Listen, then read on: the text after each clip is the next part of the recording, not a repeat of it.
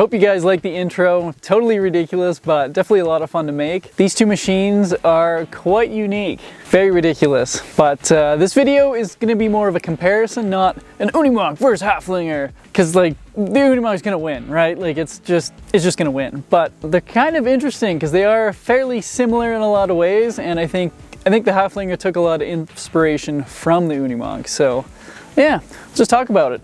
This is a 1957 and that is a 1968.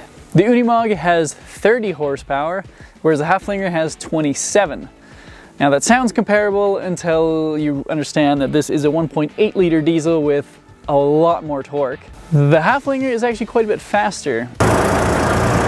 So I think they go about 75 kilometers an hour and the Unimog goes about 45 kilometers an hour. But the Haflinger, it's a much more like light duty machine. They're kind of easy to break. That's why I'm not going to do a Haflinger versus Unimog. You put a chain between them or something, this thing's going to break.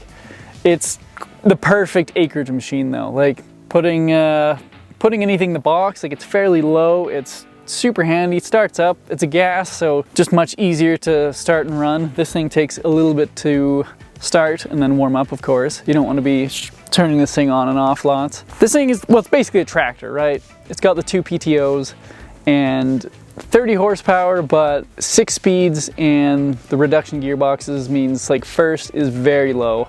First is a lot higher than this guy.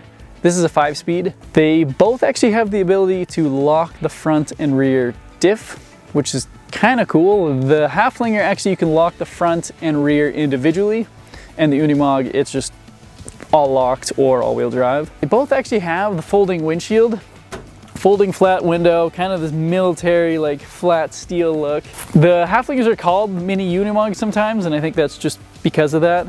The European ones have small headlights in here basically, and that kind of makes it look a lot more like that guy. The weight, so this thing is 1,300 pounds.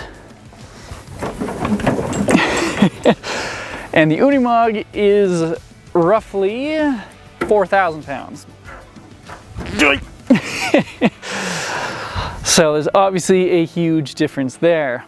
I had to laugh. I emptied out the box and was just looking at the box in the Unimog. It's like, huh, it's like, I think the Haflinger might fit. And yeah, sure enough, when you saw the video, it actually, the Haflinger fits in the box. Mind you, this is a long wheelbase Unimog, so it kind of, maybe I'm cheating a bit, but Haflinger might not fit in a regular Unimog box, but I thought that was pretty funny. Yeah, otherwise, it's kind of interesting. Give you a quick walk around. Here's the cockpit of the Haflinger. We have a single speedometer, and that's pretty much it. 3-spoke steering wheel, pretty decent size glove box, and then 2 seats, e-brake. You got your shifter. It's actually a dog leg, so first is left and back, and then these handles here are to engage front and rear diff lock as well as 4-wheel drive. Moving to the back, got a fairly small box. Both these guys do have portal axles, so the ground clearance is actually pretty decent on the Haflinger. These wheels are tiny though, so it makes for a pretty bouncy ride. I believe they're 12-inch, and the Unimog is 18-inch, so it's actually much smoother, and then the ground clearance is incredible on the Unimog. The engine in the back of the Haflinger is a 2-cylinder 700cc air-cooled motor.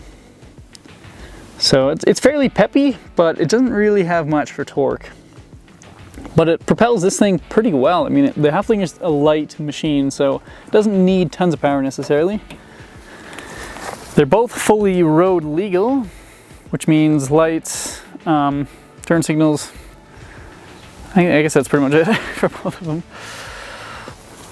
And then we move to the Unimog. So it's a much different setup. You sit up much higher. It's a 6-speed. And then this is your rear diff lock. So it goes in all-wheel drive and then full diff lock. Have a few more gauges there. This is your radiator overflow, which acts as a heater as well.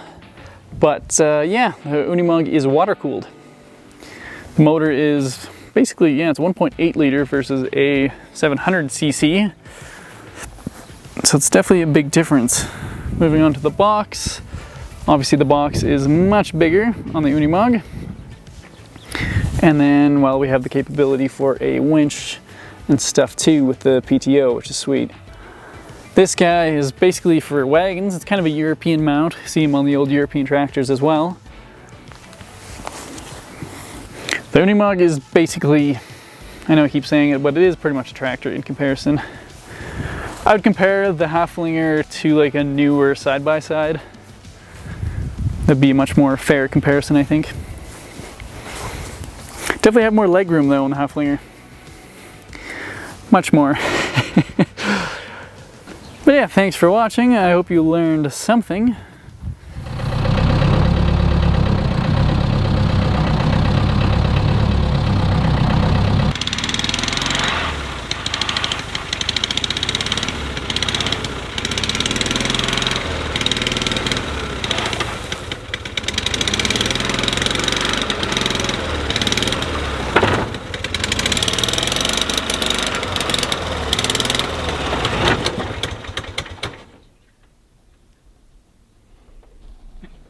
They're full load.